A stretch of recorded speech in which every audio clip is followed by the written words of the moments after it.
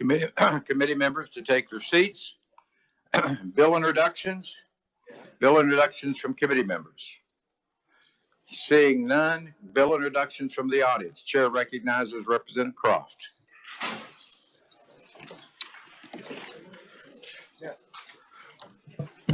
Thank you, Mr. Chair. I respectfully request the committee introduce 22 RS 3629.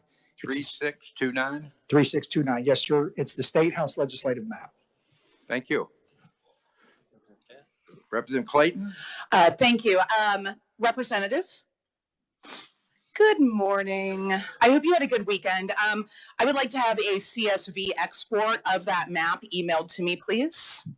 Or I can send my assistant down from research, of course. Yeah. I can send my assistant down to with a flash drive, but if they could just send that to my State House address, I would be grateful. We can, as soon as the bill is accepted, we can do that. Without objection, the bill is accepted. RS 3629 is accepted. Committee, going to move on to the approval of the minutes of February 15th and 16th. All of you have received copies. Representative Reese, motion to adopt. Second by the ranking member. Representative Arnberger, any discussion? Seeing none, all in favor say aye. Aye. Those opposed, no. Ayes have it. The minutes have been accepted. Committee, we're going to move right on, and I need to make a few announcements before we start hearing bills. Is Wednesday of this week, we'll be working bills, and I want to give you kind of a list of those so that you can prepare your amendments. Now, I'm not saying we're going to work them all Wednesday. I don't know how that's going to work, but I'm going to give you those numbers. If you just give me a second here. I have them in my notes here. We may work 2502. That's the one with the adjoining counties. I know there's an amendment for that have agreed. All parties have agreed to. We may work 2644, which is Representative Garber's not here, but it's his bill along with Representative Mosier. So you might have an opportunity for your polka dance. Also, we'll work 2706, which is the one that had no opposition that did have opposition. But I got an email this weekend on Friday or Saturday that there's an agreement among the parties for an amendment. 2708 is the one that had no opposition. We'll work that one. An act concerning elections, this is Representative Howe's bill. Representative Howe. Well, I think there's going to be an amendment to it, but we will work your bill. Possibly, if we have time. If not, maybe we'll do it the following day. Based upon the number of amendments and stuff, is substitute for Senate Bill 34, which is the Administrative Rules and Regs Bill every 5 years, and Senate Bill 405, authorizing the State Historical Society to convey certain properties. There may be some amendments to that. And then we will also be hearing Senate Bill 479, which is a suffrage bill that came over from the. That's today. That's today. I'm sorry. Okay. We may work that also at some point in time. Okay. That's all I have on my list. That will keep us busy. Of course, pay attention. The agenda will change. We will be getting some additional bills in. We've got a full day tomorrow. So we'll be hearing a bill tomorrow. Then Wednesday, plan on working bills. So if you're not going to be here, let either the ranking member know or for me to know so that if I need to get a replacement for you. Also, I need to welcome Eli, right? As a junior member of the committee, Representative Clayton's 12-year-old, 13-year-old. 11, but I'm 11. sure he'd be happy to, have the extra years on him. Well, if you buy a farm, if your mom buys a farm at 14, you can get a driver's license. Well, I'll have to get on that then. Yeah. But welcome to the committee. And so you've got the day off from school, I guess. And this is your spring break. Yes, it's spring break for Shawnee Mission. At the Capitol, sitting in committee. Oh, yeah. Best way to spend it. Way better than Florida. That's almost child neglect. But with that, we'll take up the first bill that's we've got listed for today. Mike, we'll take up House Bill 405. Mike, if you'd be so kind as to give us the overview.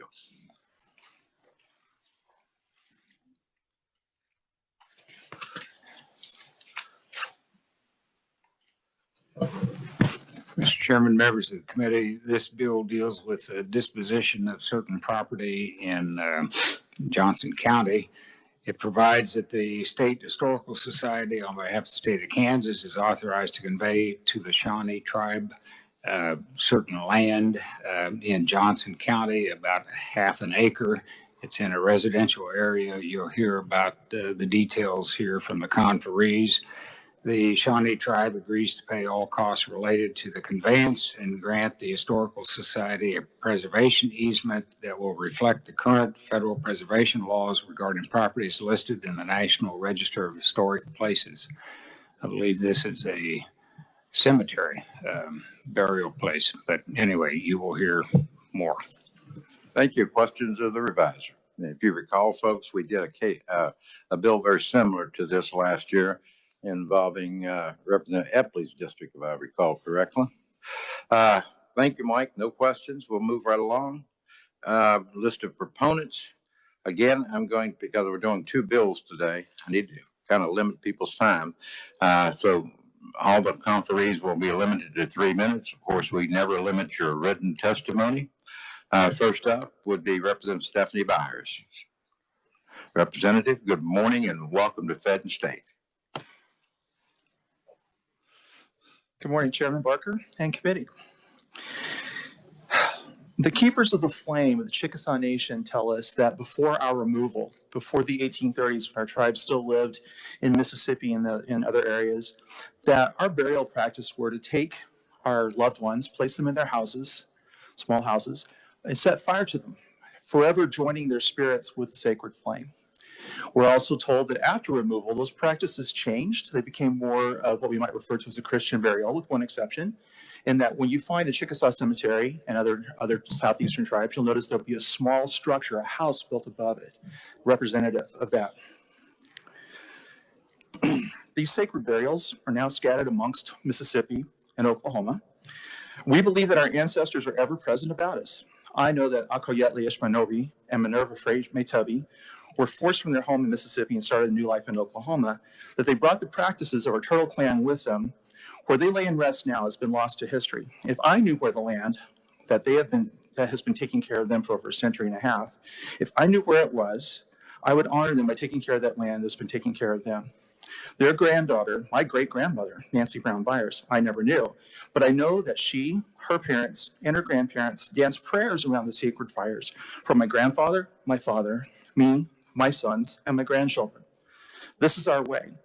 Relationships are not just linear. There may be a beginning and an ending, but just as the land we belong to was here before us and will go on after us, so are the dances of our spirits in the smoke of these sacred fires. Although I am not a member of the Shawnee tribe, I stand with them and believe they should be the caretakers of the sacred piece of land where their ancestors lay in rest and continue to belong to. Thank you.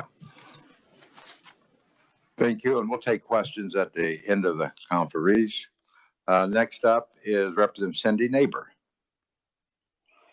Well, good morning, Representative, and welcome to Fed and State. First time this year, I think. Yes, sir. Thank you, and it's a pleasure to stand before all of you today. This cemetery is in my district. Many years ago, when my children attended Blue Jacket Elementary, the grandson of Chief Blue Jacket, which was the first white Indian chief, actually came, and his wife and he stayed at our house. His wonderful wife was baking cookies, which won the heart of all four of my children. This is a small piece of land in Shawnee at the end of a cul-de-sac, and already stones have been removed to start repairing them because they've broken down over time. This is a very special place in our city. I would love to have you come, but I am so proud that the Shawnee Indians now want to take this back and take care of this piece of land and revive those stones that are located in the cemetery. I will leave my written testimony for you to read so that I can stay within my 3 minutes. But I hope you will look at this as an opportunity for the city of Shawnee to honor our ancestors. So thank you very much. I will stand for questions at the appropriate time. Thank you very much, Representative. Next up is Representative Ponko Wee Vickers. Good morning. Is this the first time you've been in Fed State this year? I think you were here earlier. Yeah. Good morning. Good morning. Hello, everyone. Mr. Chairman, members of the committee, I just stand in support of the transfer of the cemetery from the Kansas Historical Society to the Shawnee Indian Cemetery, or to the Shawnee Indian tribe. And my reason being is each tribal nation has their own tradition and meeting as far as taking care of these sacred sites. And so therefore, I support this agreement that was made between the Shawnee tribe and the Kansas Historical Society. And I'll stand for questions at the appropriate time too, Mr. Chairman. Thank you. Thank you very much. Last proponent I have is Chief Ben Barnes. Good morning, sir, and welcome to Federal and State Affairs. Thank you, Chairman Barker. Thank you, honorable committee members. Good morning. My name is Ben Barnes. I'm chief of the Shawnee tribe. I like to introduce myself in my Shawnee name, especially when I'm in historic places of our people. And as I stand here in Shawnee County, it is a real privilege to stand here before you today. And I have to thank Representative Nabors and her advocacy, as well as Representative Byers, Representative Hoswood, and Representative Victors for speaking favorably of our bill. And for us Shawnee people, this place that is just a half acre in size is of immense importance to us, not just as a sacred site of the final resting place of Shawnee people, but it's also our family. So my grandmother's grandmother was a Silverheels. So there's Silverheels that are buried in the cemetery. With us today, I have Second Chief Roy Baldridge in the back, but I also have Councilperson Lee Bluejacket, a direct descendant of the Bluejacket, and his descendants came to reside here in Kansas. So if you two gentlemen could stand. Thank you. Thank you, sir. Thank you, Roy. Thank you, Lee. And their families are also buried in this cemetery. The families of Joseph Parks, who was a commander of Shawnee forces in the Second Seminole War. Him and his family reside in their final rest at this piece of property.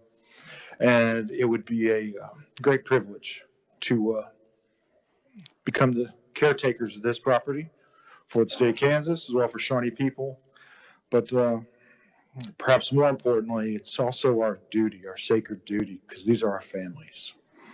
And we're very proud of our history in Kansas. I stand before you a product of USD 506 education. I'm very proud of my time in the Kansas educational system. But I'm also proud of our Shawnee people's history. While we were here in Kansas, we earned ourselves the nickname of the Loyal Shawnee because of our duty that we serve bravely and honorably to the Union during the Civil War. So we are as much a product of Kansas and part of Kansas, and we are very proud to be here today. Thank you. I'll take questions at the appropriate time. Chief, it's the appropriate time. We've finished the conferees. I would direct the committee to the written proponent from the Mayor, Michelle Zestler. But I just have a couple of questions for you. Do you know how many graves are at this site? I don't know exactly.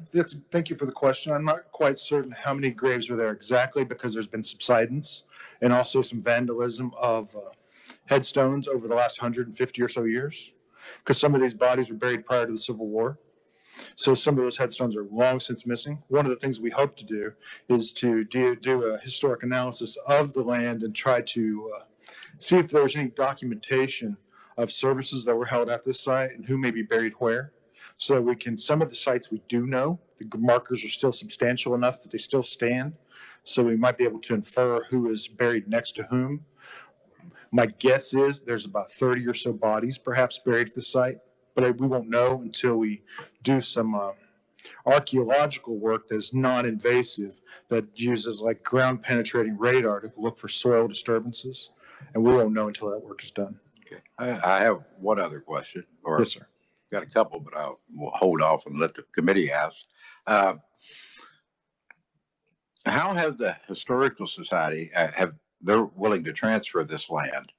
Have they been good caretakers of the land, or I've never seen it, so I'm asking that because I just don't know. The State Historical Society has been excellent caretakers of the land, but I do believe they have sought partnership with the city of Shawnee. The tribe and the city of Shawnee and its mayor have worked well together in the brief time that we've been acquainted. I'm a new chief. I've only been chief of the tribe for one global pandemic. So during this time, I've only recently started my discussions as leader of my tribe with the city of Shawnee. So, but they have been fabulous partners and they've been excellent caretakers thus far. Thank you. I have one other, then I'll give it to committee. When you had the Senate hearing, they asked for, I think they were asked for a letter or some type of verification, verifying or confirming that you won't build a casino would ease those concerns for some. And they did not receive that letter. Is that forthcoming? Regarding the letter, it was my understanding that this was mirrored on the Iowa bill, the Iowa tribe bill last year, and the language within the bill with the conservancy, the historical conservancy, it serves the purpose of that letter. But if a letter would make the committee feel better, we could certainly get a letter to the committee. When I had a meeting with the chair of the Senate, and he had indicated this morning that it had asked for such a letter and had not received that. If that would be forthcoming. We could certainly make one forthcoming. Okay, thank you very much. And we did do the land transfer last year, and I think we had the same requirement of that tribe. So if that could be forthcoming, that would be helpful. Other questions from the committee? Haswood. Oh, go ahead, Representative Haswood. Thank you, Mr. Chairman. I just wanted to say that I provided written testimony. I think that might have been a hiccup, but it was written proponent testimony, just echoing the words of my colleagues and Chief Barnes. And also the part of your testimony resonated with me was the sacrifice and honor of fighting for Kansas back in the day when it was slavery versus free state. And I think that's very honorable. And just wanted to put that out there. Thank you. Thank you very much. Representative Reese. Thank you, Mr. Chairman. And Chief, thank you for being here this morning. It's a daylight savings time Monday and everybody's still kind of groggy. But how many members of your tribe are there that you know of? 3,600 approximately. And how many in Kansas? Offhand, I don't have that number for certain. I could get that to you, but I believe in the larger Kansas City area, it's double digits. Certainly it's double digits. And I think largely because of the proximity of Haskell and Lawrence. Thank you. Thank you, Mr. Chairman. Thank you. Other questions? No. Representative Arnberger. Thank you, Mr. Chair. Just for clarification, you said you're going to issue a letter. Just wanted clarification that you do not intend to build a casino. Yes, we do not intend. This is just want to get that on public record. Even absolutely will not. This is our families. We would be building it on their graves. That would be impossible. That would not be tenable nor moral. It would be immoral. That would never happen. Yeah, because you would consider this holy ground. This is definitely sacred site, holy ground. Thank you very much. Other questions? Yes, Representative Wagner. Thank you, Mr. Chairman. Thank you, Chief Barnes. I'm a little curious as far as the Shawnee tribe does not have land in Kansas. There's no reservation and such. How does your tribal government work for something like this? I mean, is it, can you explain? I think that's probably, that's a great question. Thank you for it. The Shawnee tribe pre-exists in the United States. We have treaties with France, Spain, England, Republic of Mexico, and the Republic of Texas, and ultimately the United States. And so our people live in 50-some states. So we're not the Shawnee tribe of anywhere. We're the Shawnee tribe of the United States, and our citizens have federal status. So where they are is where we are. If I can ask, is the tribal government is elected by popular vote, or is there, how does that work? Our Constitution determines our electoral process, and our Constitution dictates that we have them by the vote of the tribal council, and the people are the ultimate authority and voice of the tribe's government. Okay, one more question. And the cemetery, was it always exclusively a Shawnee cemetery? It was never used for general purposes for people in the area, or was it always just distinctly, an Indian burial ground? The Shawnee arrived here in the 1820s, in the 1824, I believe. Okay. And so prior to the Civil War, this would have been a non-white cemetery. So there would have been, Shawnees and Shawnee people from Shawnee communities. So there would have been, intermarried families, people that had intermarried that had come into our communities. My own ancestry includes African-American ancestry from our time in Kansas. And those people would have been buried with our families as well because they were our families. Now, whether they were full-blood Shawnees or not, I can't say. It's too far back in time to go back to 1824 and get those records. But this is definitely a family cemetery of a large Shawnee, of the leaders of our nation at the time, which includes Joseph Parks and others. Thank you. Thank you. A question I have is, so if and when this transfer takes place, you're going to kind of renovate it and go do some research and try to find family members or at least graves that have been unidentified, correct? Thank you for the question. Yes, absolutely, and it's already started. There's been some headstones that have broken, and we've already started to mend those, and discussions on how best to lay them back, whether we fix them upright or lay them horizontally so that there's not a chance of them being kicked over again. So that process has already begun. All right. Thank you very much. Other questions from the committee? Seeing none, thank you, Chief. Oh, I'm sorry. Someone got a question? No, you're not on the committee. This is time for committee. I'll let you come back up and speak. But thank you again, Chief. Thank you very much. Oh, Representative Miller. Yes, I'd like to ask Representative Nabor a question. You may. What did you want to say? I would have let her do that either way. But. Thank you. When I mentioned an elementary school in our area, it was the Blue Jacket Elementary, and that's where the Shawnee tribe was located at the time when they were in Shawnee. There's a rich heritage of other pieces of land in Shawnee Mission.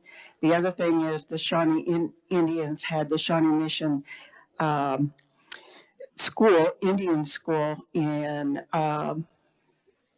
Roland Park. And I think at one point they would like to also reestablish with them. And I do know the city of Shawnee has been working with the Shawnee tribe. They've done the upkeep, the mowing, and all of that. And this area is in a residential area, 2/3 of an acre. And first of all, it's not zoned for a casino, would never be zoned for a casino in the way it lays out. And it's too small to put something on. And since it is a burial ground, I'm sure a casino would not even go in because it is sacred land. Thank you, Mr. Chairman. Thank you, Representative. No other questions of the proponents. I'm going to move to the neutrals. Neutral Steve Phillips, Assistant Attorney General. Mr. Phillips. Is he on WebEx? No, no one's on WebEx. Well, his written testimony is in the file at your leisure. Please read that. Anyone else wishes to offer any testimony on Senate Bill 405? Seeing none, I will close the hearing. Yes, go right ahead, Representative. Thank you, Mr. Chairman. This is very similar to, as you know, as to what happened last year. And there is belt and suspenders in this. And then I think in the language, I looked at the language, it's very analogous to the language we used in Northeast Kansas for the Iowa tribe, which actually does have a land presence in Northeast Kansas. So that made it a little easier. And also we did place at the request of the committee a deed restriction on the property. So that was the, if you will, the belt and suspenders on this that we thought was necessary.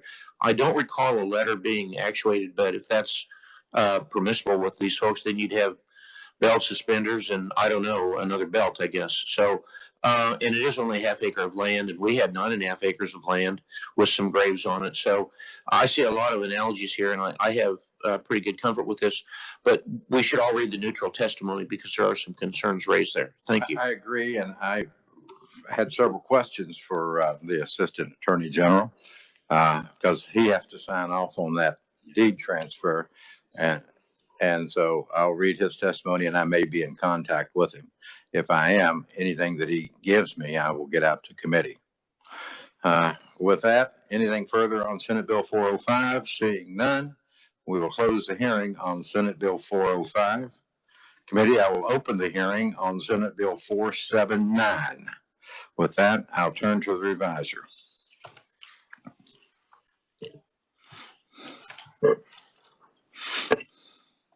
Also, before we start that on the last bill, I got an email from Connie, gotten one on Sunday at 5:08 from Markley Strategies. Has a couple of things in it, but I will get it out to the entire committee members. Yeah, we'll put it in. Thank you. Mike, on 479. Sure. Mr. Chairman, members of the committee, Senate Bill 479 deals with a permanent memorial. The bill requires the Capital Preservation Committee approve plans to place a permanent memorial in the state capitol commemorating the decades of work of the Kansas suffragists toward achieving the rights of women to vote in Kansas in 1912 and the passage of the 19th Amendment to the Constitution in 1920. There's a fund established in the state treasury, the Kansas Suffragist Memorial Fund, and to receive gifts and grants and so on for the purpose of constructing this memorial. If you've got questions, I'll try and answer them. Thank you. Questions for the reviser? Seeing none, thank you. We have two proponents. We have the distinguished Senator Elaine Bowers. Good morning, Senator, and welcome to Federal and State Affairs. Good morning, Chairman Barker and committee members. Thank you for your time to testify today. And this is authorizing a permanent memorial for the Kansas suffrage movement on the Capitol grounds. And the same language in this Senate bill is also introduced in the House of Representatives, and it's House Bill 2661. Our Senate bill passed last week off the consent calendar 40-0, and it had 38 co-sponsors as well. And a little bit about the bill, where it came from. It's out of the Capital Preservation Committee. Capital Preservation Committee is a 12-member committee. I also see Representative Valdina Wynn here with me. Representative Fred Patton is also on the committee. And it was established in the Kansas Legislature, and you can find it in 75-2269. And it's charged with reviewing proposals for renovation of all areas of the state capitol, the Capitol Visitor Center, and the grounds surrounding the state capitol to ensure the historical beauty of the area are preserved. It also states permanent displays or monuments proposed to be located on the state capitol grounds must be approved by this committee and authorized by the passage of a bill by the state legislature. The President Eisenhower statue outside is an example of one of the bills several years ago. And then just this year, Senate Bill 330 is the Gold Star Family Bill that we've passed. So a bit about the suffrage movement in the Capitol in Kansas. At our October 12th meeting, the Kansas League of Women's Voters, who have a representative here to speak, and the Association of University Women of Kansas proposed a memorial at the Capitol for Kansas women who fought for the right to vote in Kansas. Funds would be raised privately for the memorial. The concept of the proposal was approved by the committee. If the legislature approves the memorial through legislation, then the sponsors will work with the Capitol Preservation Committee to approve the appropriate plan, such as location and design, very much like the Brown versus Board mural. And just a short history of suffrage in Kansas. Clara Nichols was one of the leaders in the Kansas women's rights movement. She would play an important role in both the anti-slavery movement and women's rights. At the Kansas Constitutional Convention in July of 1859, held in Wyandotte, Nichols presented a petition calling for equal rights and civil rights for Kansas women. With the adoption of the Wyandotte Constitution, women were allowed to participate in school district elections and to own property. The Constitution stated the legislature was to provide for their equal rights in the possession of their children. By 1887, Kansas women gained the right to vote in municipal elections. In 1912, 8 years before the ratification of the National Women's Suffrage Amendment, Kansas became the eighth state to extend full equal voting rights. I will just go off script a moment and let you know it's pretty near and dear to my heart. I'm from a little town called Delphus in Ottawa County, which you can find 5 miles off of 81 Highway. There's a sign that says Lincoln's Little Girl. And if you remember the story from history, a little girl named Grace Bedell wrote to Abraham Lincoln, if he would grow a beard, women would find him more attractive, and then they convinced their menfolk to vote for him. So even before we had this movement, we had someone thinking forward. So 10-year little girl, Grace Bedell, if you'd like to look her up. I think I'm finished with my testimony on the bill. If I would like to mention our Preservation Committee also has another project in the works, and you have a House bill introduced, 2660, and it's in Ways and Means right now, and it's the first Kansas colored infantry mural, which has been in the works for 25 years. Again, it needs to have a law to pass here in Kansas, and we do at our October meeting. There's no financing partner identified yet, so that's why this one hasn't been attached to this bill in the Senate. So we do know this one is in the hopper. I think that's a project we can possibly work on next year, pre-file a bill and have that one ready to go. So that's another project out of Capitol Preservation, but today is the Women's Suffrage Memorial. Thank you. Thank Senator, you, if you'd remain Chairman. for questions, I have one other conferee. Yeah. It would be silly, probably did wrong. King, League of Women Voters, WebEx, is she on? She is. Ms. King, please go forward. 3 minutes. Right. Yes, it's Seal King. I'm the advocacy chair for the League of Women Voters of Kansas and also on the Suffragists Memorial Committee. Can you hear me okay? Yes, ma'am.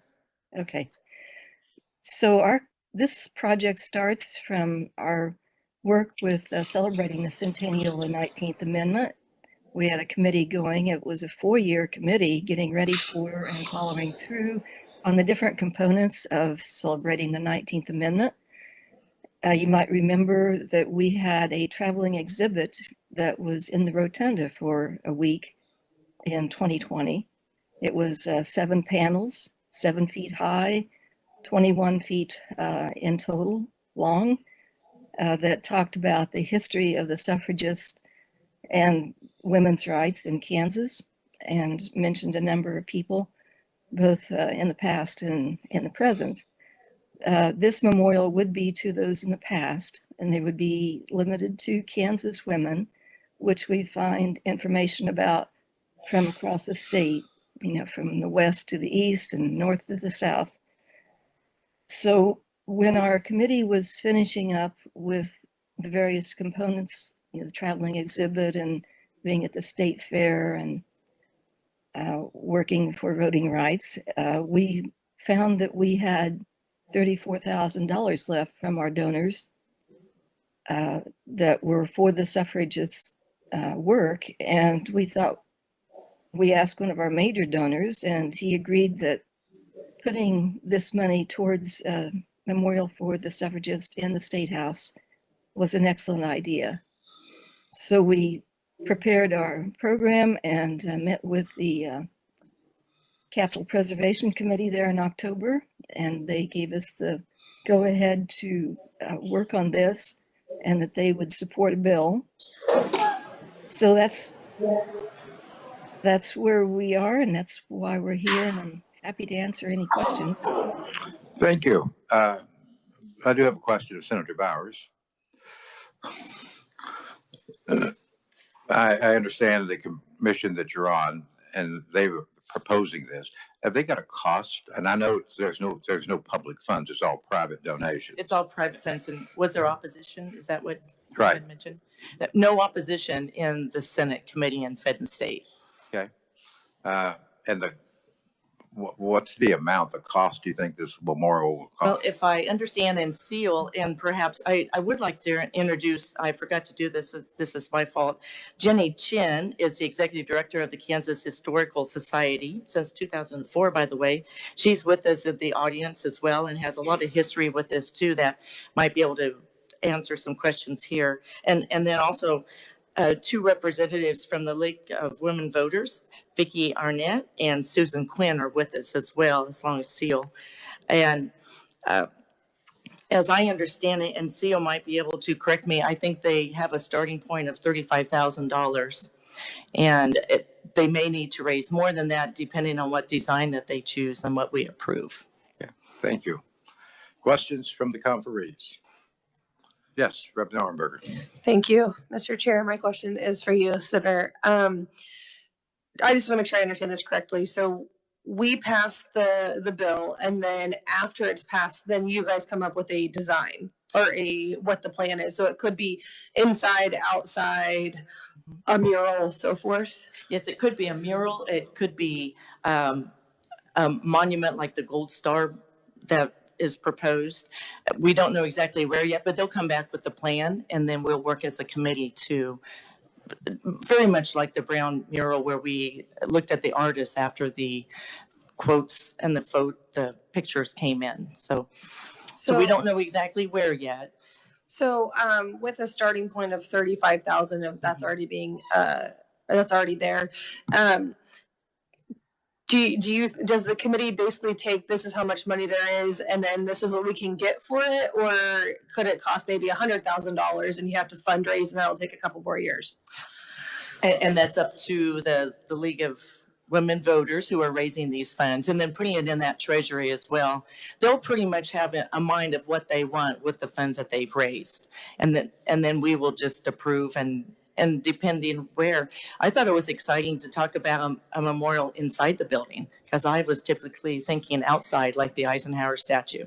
So this is, and even the Gold Star memorial also. So to have something inside, I think would be wonderful as well. Okay, thank you. I'm anxious to see what they come up with. Thank you. So what you're saying, you're only limited by the amount of funds you raise. That they raise, that's correct. All right. Further questions of the conferee? Senator Bowers? Senator, I get ready to say Senator Wagner, Representative Wagner. Thank you, Mr. Chairman. I'm a little not mystified, but so once we would approve the bill, whether it is something as, I mean, the Brown versus Board of Education is a very central focus even of the building. I mean, frankly, whether, the statue of Eisenhower, I frankly didn't even know there was a statue of Eisenhower on the grounds. I mean, so if we would approve this bill, then it's no longer up to the legislature how big or how small the whole thing is. It could be a little plaque, or it could be a grandiose statue, or I mean, in all seriousness, that is the case. So we'll review their idea that they bring back to us in our committee. So there's a committee process that approves what they've. And the we you're referencing is your Senate, Fed, and State, or somebody else? It's the Capital Preservation Committee.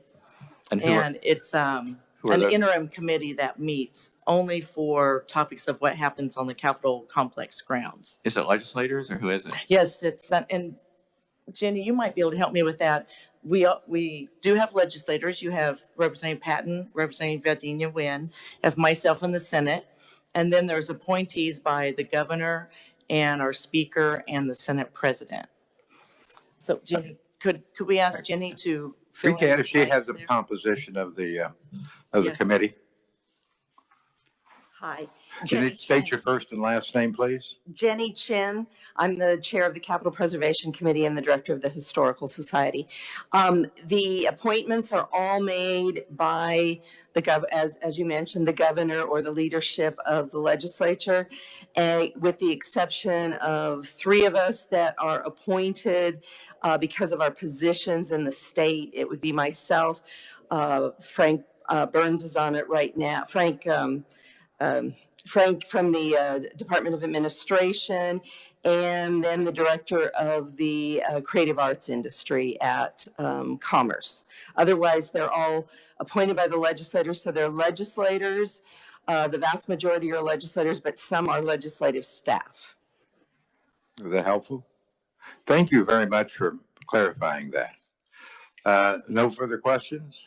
I would direct your attention to the 2 written proponents that are on your agenda.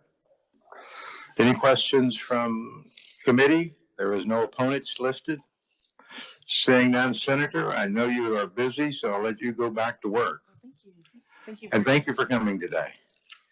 Anyone else wish to appear on 479? Seeing none, I will close. And I think I mentioned this earlier. This bill will probably be worked this week. With that, I think I've made all the announcements that we need. Anything for the good of the committee? Representative Miller, you have any announcements that you wish to make today?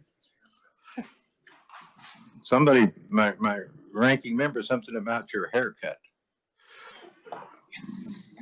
Go ahead. Representative Miller looks very nice this morning with his haircut. My compliments, Representative. Okay, well, an inter-party squabble. That's okay. Anything else for the good of the committee? Tomorrow, we're got a full day. And then on Wednesdays and Thursdays, we may not work on Friday, but that's yet to be determined. Thank you very much, committee. We are adjourned.